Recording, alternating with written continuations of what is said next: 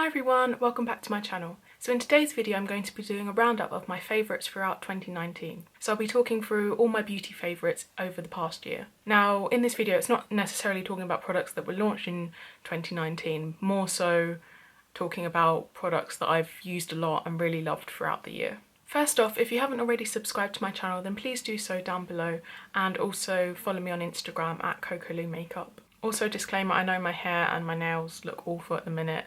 I'm going to the gym later, so I haven't had time to do it yet, and I'm also going out later, so I'm going to do that later, but I wanted to get this video filmed today as quickly as possible because I don't know how much time I'm going to have over Christmas to film videos, so yeah, excuse my not best appearance. But yeah, anyway, so moving into products, I've got quite a lot of products to talk about. So if I start off with primer, then my favourite primer throughout this year has been the Ordinary High Adherence Silicone Primer. This is a very affordable one and it's a good all-rounder. It says silicone primer, but it's not really like a silicone primer. It's more a mixture between a silicone and like a hydrating primer, because it comes out, I don't want to squidge some out and waste it, but it's like a white cream almost, and it really like smooths and blurs the face, but it also is really good for longevity, and not necessarily that it hydrates, but it definitely doesn't like add to dryness or anything like that. So I just think this is a really good all-rounder, and it works with pretty much most of my foundations. Sometimes it's hard to get the pairings right, but this works, I found, with most. So yeah, I really love this one. Next, moving on to concealers, I've got two to talk about. So first of all, my spot concealer, what I like to use over blemishes. My favourite has by far been the Revolution Pro, is it Revolution? Yeah, I think it's Revolution Pro Full Cover Camouflage Concealer. I've got the shade C1, which I think is the lightest shade.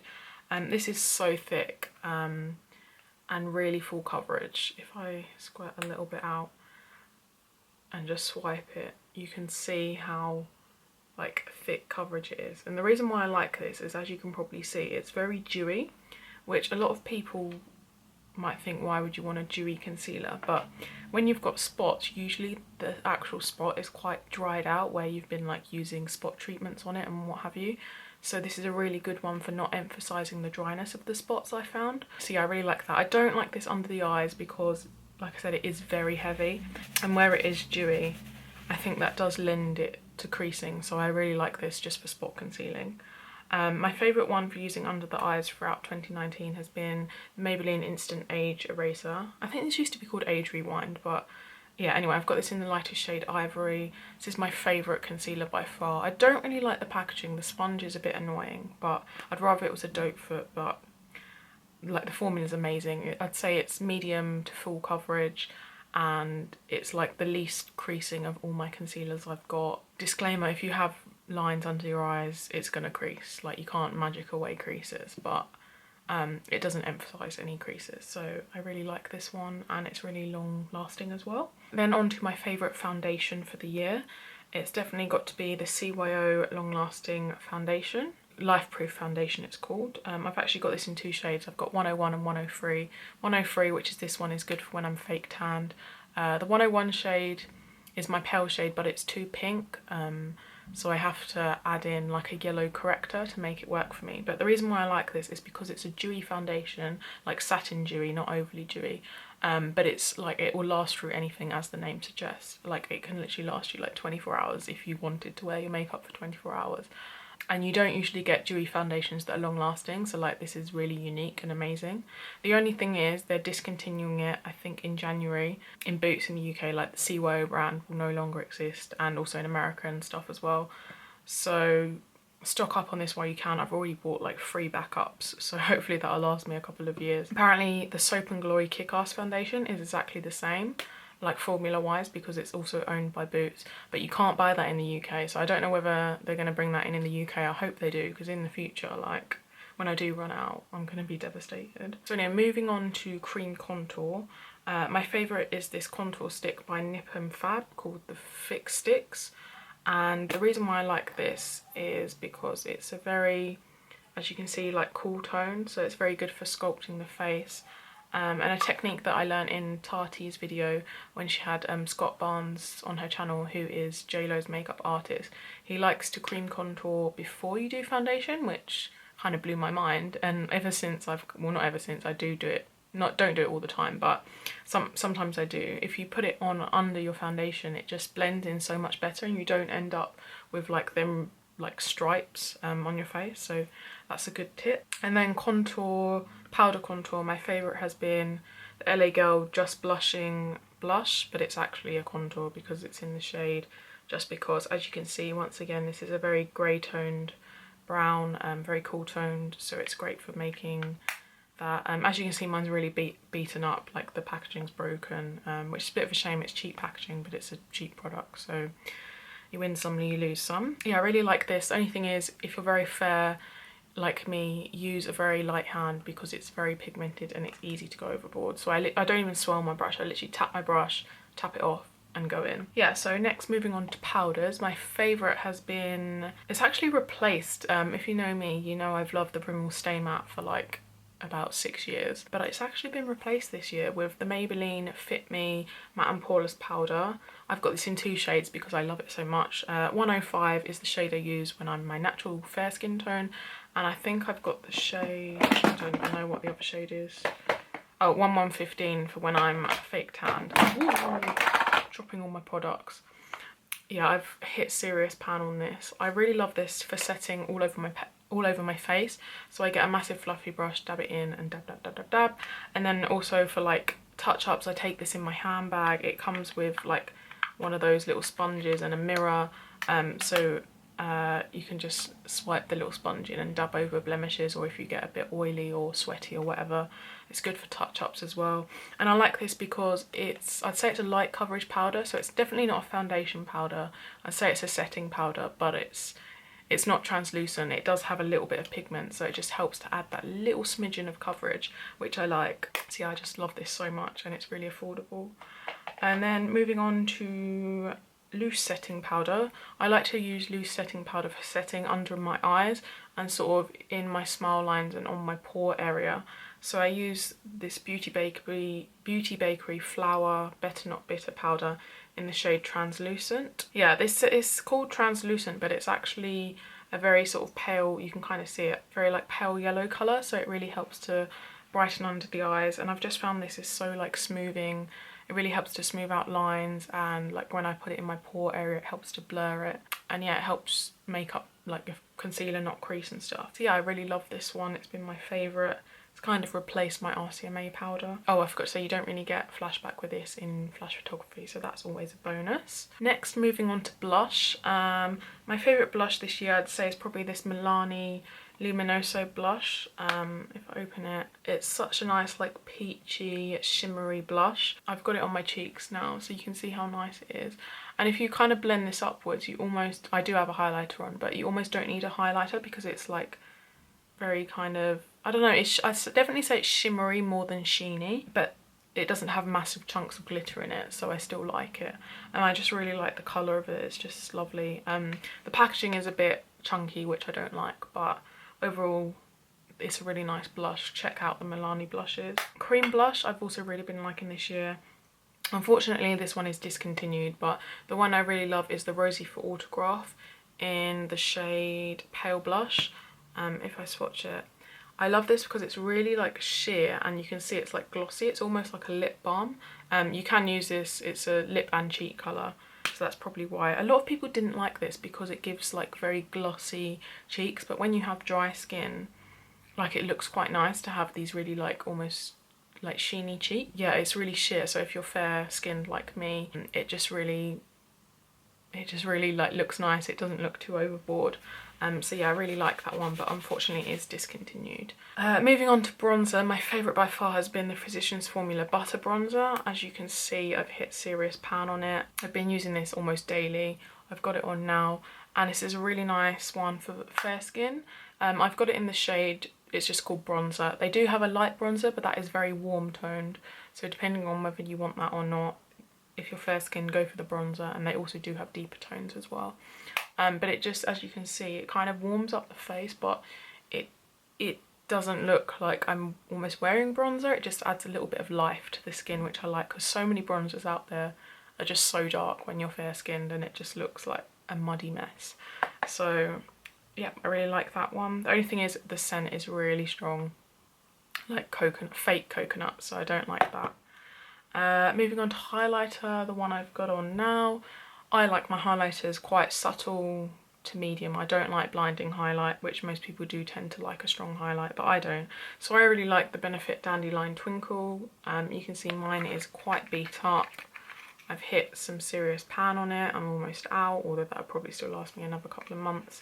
It's like a nice sheeny pink if I swatch it, and it's just really like sheer, like you can kind of see on the swatch.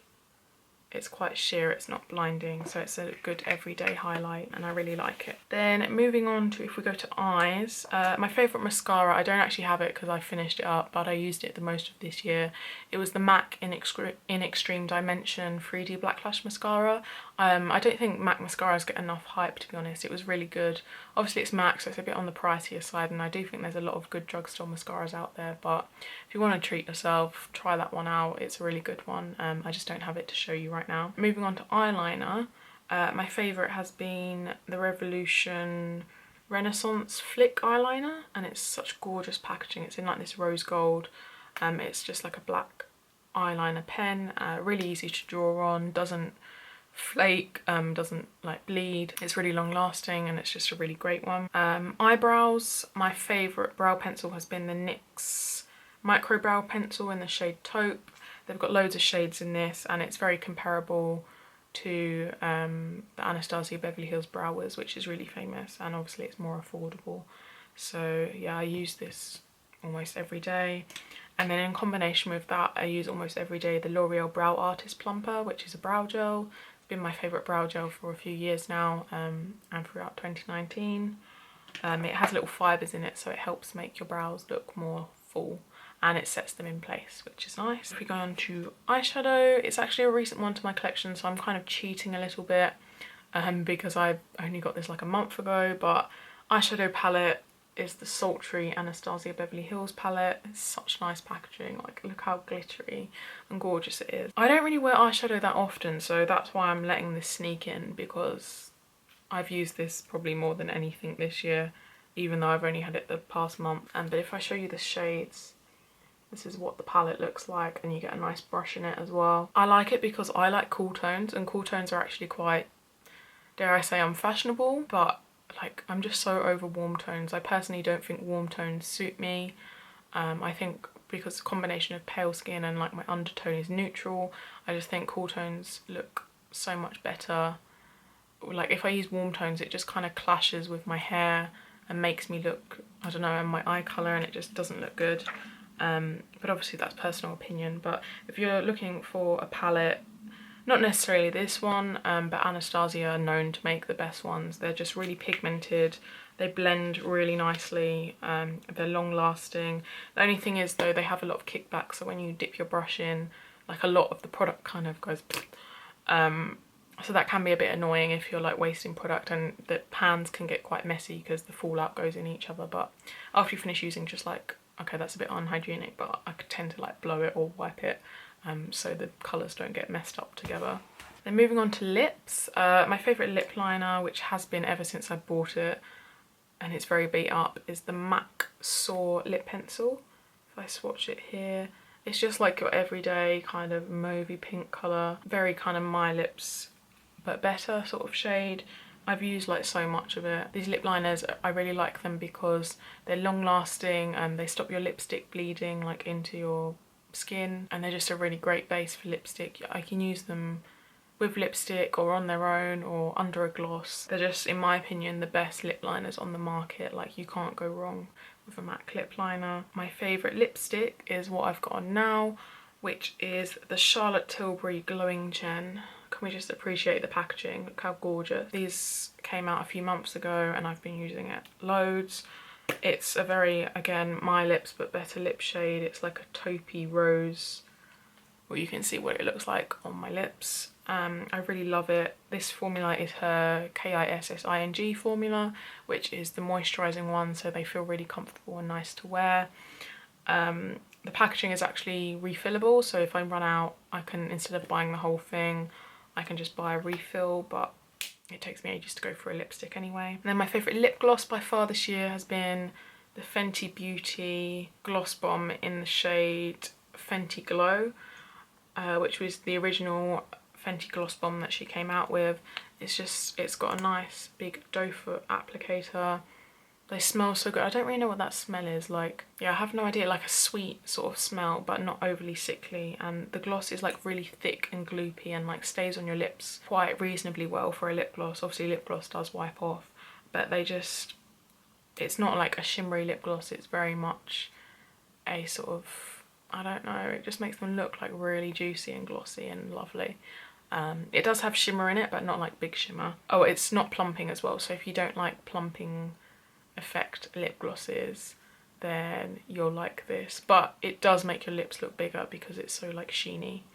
But what I mean is it doesn't have like a minty tingle or anything. And then moving on, I'm getting towards the end of this video now.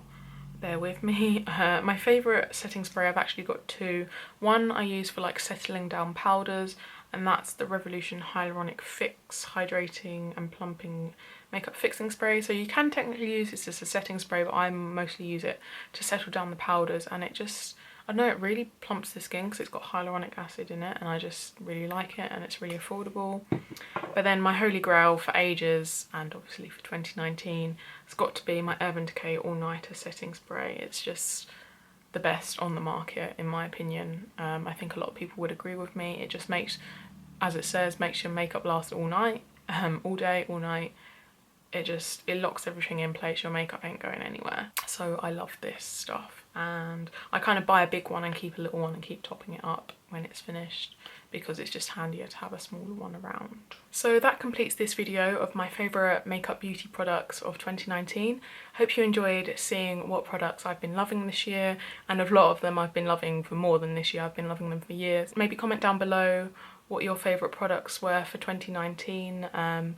Maybe some were the same as me, or maybe there's some I haven't tried. I'd love to know, so let me know down below. Once again, don't forget to subscribe to my channel to stay up to date with my latest videos, and I'll hopefully see you in my next video. Bye!